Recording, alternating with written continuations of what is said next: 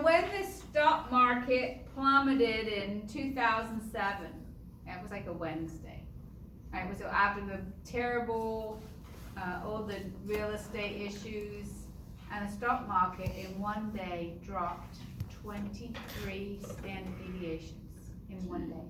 They shut the stock market down on a Wednesday. It did not reopen until Monday because people were panic selling. And they shut the stock market down, dropped 23 standard deviations in one day. So that was obviously not a bell-shaped curve, right? So remember, Chevy Chevs too, right? But within only 93.75% fall within 4 standard deviations. It can be more than that. So z-scores is not really a range. We always talk about plus or minus 3, and on our z tables it goes to plus or minus 3.59.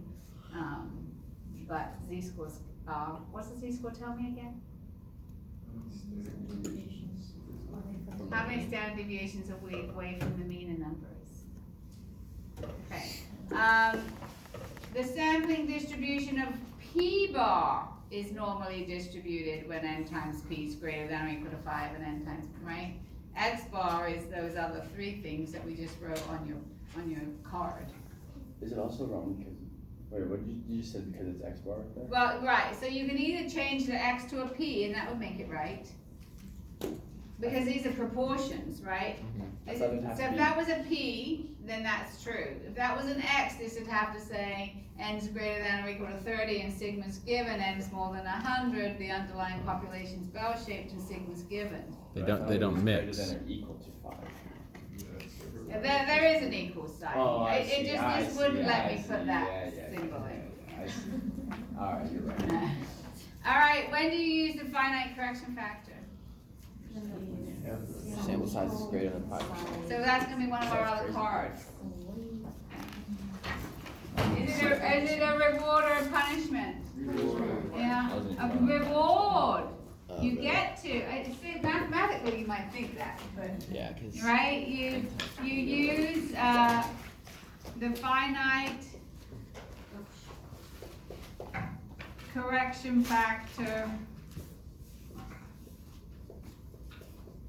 when that's on one side, and on the back of it you can write it whichever way makes sense to you.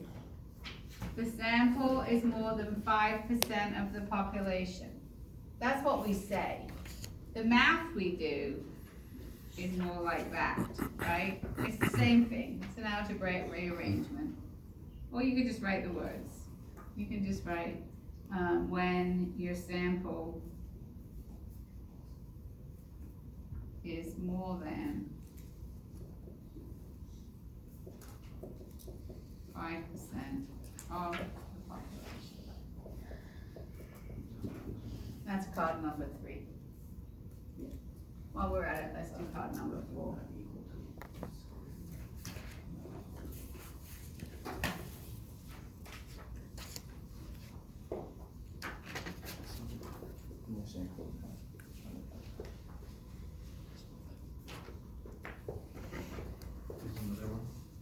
This is the next one, yeah. The sampling distribution of X bar shows all the possible values of X bar for a specified mu sigma.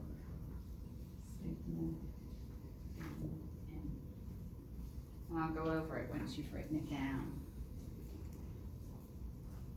The sampling distribution of X bar is showing you all the different X bars you could get for a specified mu, standard deviation, and n. So let me show you.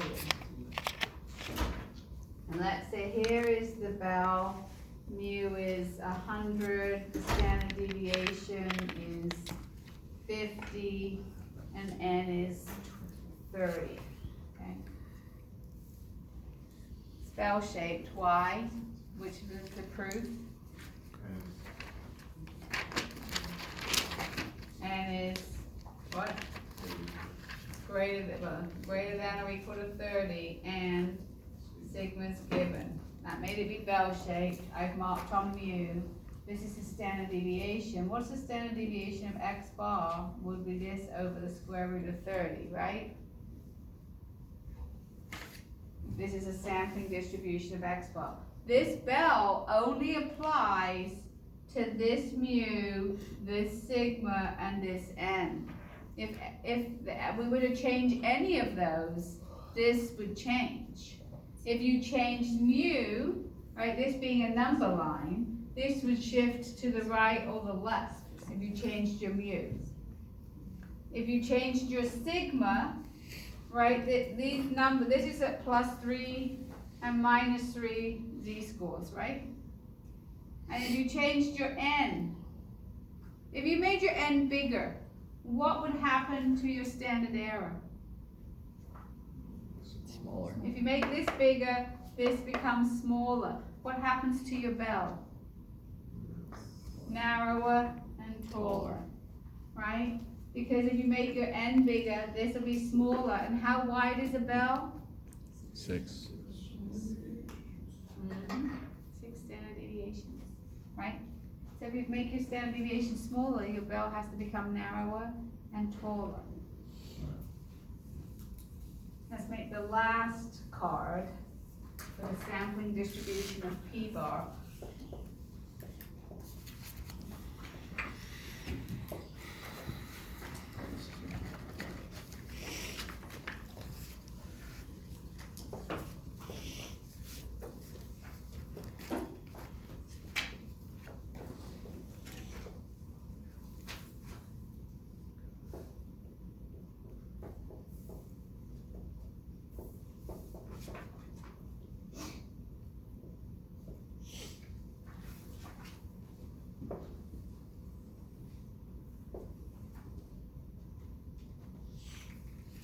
And 5 note cards.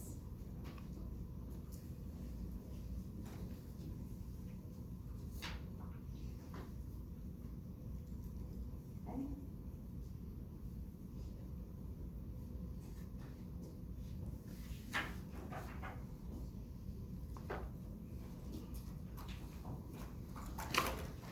All right, ready for question 7?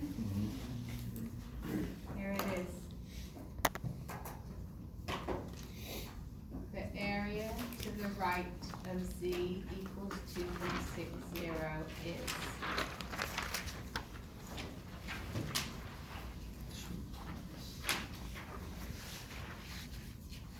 Two of these are stupid answers, aren't they? As if you draw and shade. Right, so here's the high points, the mean, the median, and the mode. Everything below the mean has a negative z-score, and everything to the right of the mean has a positive z-score. So if you're at 2.60 and you want the area to the right, it's going to be less than 50%. Right, so if we go back to that part, then we know that C and D are stupid answers. And so what the other number comes from is if you had looked up 2.06 instead of 2.6. We do. I just get it. Okay, so if you're going to 2.06. All right, here's the next question then. What z-score separates the top 7% from the bottom 93%? This is kind of go back to like a chapter 6 question when we'd ask how much, when should we place our order for the oil?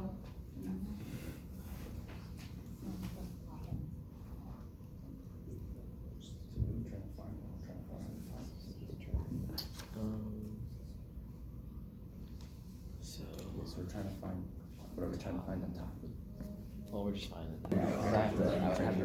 So, this goes back to chapter 6, right? In chapter 6, usually what I do is I give you a number and I say, oh, what's the area in here, right? And we did draw and shade and calculate the z-scores, right? I gave you these numbers, these were given, and then you calculated the z-score and you found this area. But then in chapter 6, I said, what if I give you the area? That's what this is. What if I give you the area Okay, so the area under the curve is 1 or 100%. So if this is 7% here and this is 93%, I said, for example, let's say the average IQ is 100. And to join Mensa, which is for people who are really smart, you have to be in the top 7%. Right? How would you find what IQ do I need to have, get on my IQ test to be able to join Mensa? So I need to know the standard deviation. And I could calculate that. Maybe the standard deviation is 10, right? But I need to first find the z-score. So you look up in your booklet for 0.93, that's something closest, and you read off the z-score. So it's gonna be a positive, so once you know that, you should be able to eliminate B and D. And then I think the difference is whether you split up your 7% between two tails. That's where the wrong answer came from. So the answer is 1.48. Between two tails? You know, like when we do confidence intervals and we split our alpha, like we put Like 3.5 and 3.5, so that's where the wrong answers come from, if you put 3.5 in the end, because some people just got used to that in 8, and then they do that all the time. Okay, so that's how you look it up. This is the area, and here you read off the z-score. Here's number 9. Which of the following is true? A bell-shaped distribution's 2 margin of error is wide. B, a confidence interval is 6 standard errors wide. C, a z-score of 0 means a calculation error has been made. D, everything else remaining equal, a t-score is larger than its corresponding z-score. D. It's D. D. Mm-hmm. Yeah. Did you get? Yeah. Because bell shape is 6, and we did. Alright, let's talk about this. Did you all get your star? You've all got it? Okay, so A and B got mixed up, right? A bell-shaped distribution, 6 standard errors wide, and a confidence interval is 2 margin of errors wide. So they're wrong. What does a z-score of 0 mean? 50%. Means you're the average. Means you're the average, right? You're no standard deviations away from the mean. You are the mean. Okay, so D is true. So everything else remaining equal, a t-score is larger than its corresponding z-score. Why? Because a t-score is a punishment. You have a crappy sample. Therefore, your numbers aren't going to be so great. Therefore, because the formulas are x bar plus and minus z alpha over 2, standard deviation, square root of n. And then the other one is plus and minus t, right?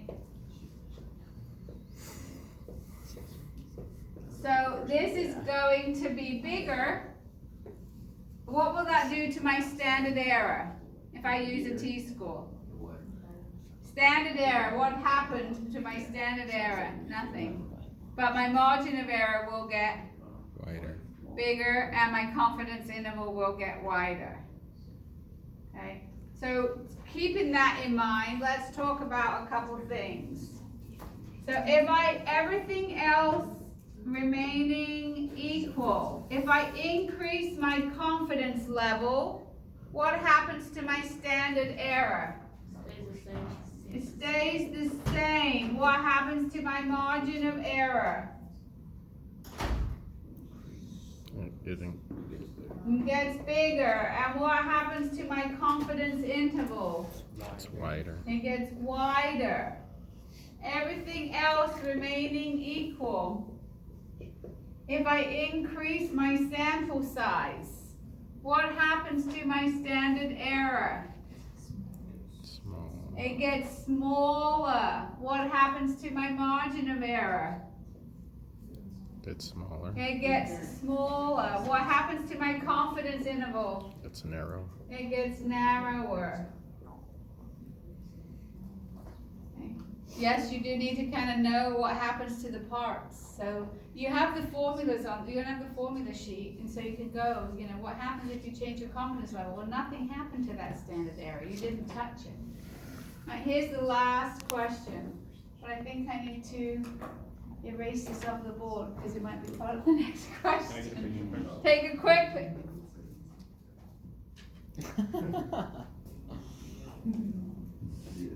Okay, got it? Now hide that photo for the next question. Here's the last question. Which of the following is true? Everything else remaining equal. As the sample size increases, the confidence interval becomes wider. B, the sampling distribution of p-bars is approximately normally distributed when n is greater than or equal to 30 and sigma is given. The finite correction factor is not needed if your sample size is less than or equal to 5% of your population size. D, everything else remaining equal. If you increase the margin of error allowed, the sample size required increases. Yeah. Who has a perfect score so far? Couple of them. You did. Till the last one. Oh no. So it's A? It's gotta be A then. You get it? Sample size increases. Alright, two perfect scores. Alright, so let's fix See. them. C is in Richard. But it isn't easy. Yeah. Everything else remaining equal. As the sample size increases, right? So the sample size increases.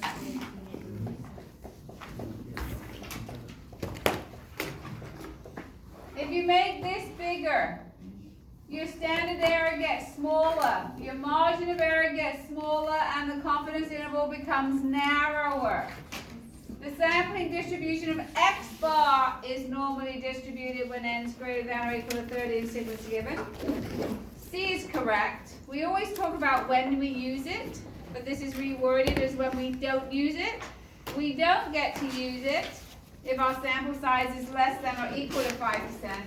Everything else remaining equal. So remember we also did some calculations for sample size? Alright, look like this. The bigger error that you allow, the smaller the sample size you will have to take. That's an inverse relationship. Alright, well you go see Stephen at the review at 1:30. I have to go to a meeting at 1:30. Prizes, wow. But yeah, that's prizes. Oh, there's prizes. Do you think you're gonna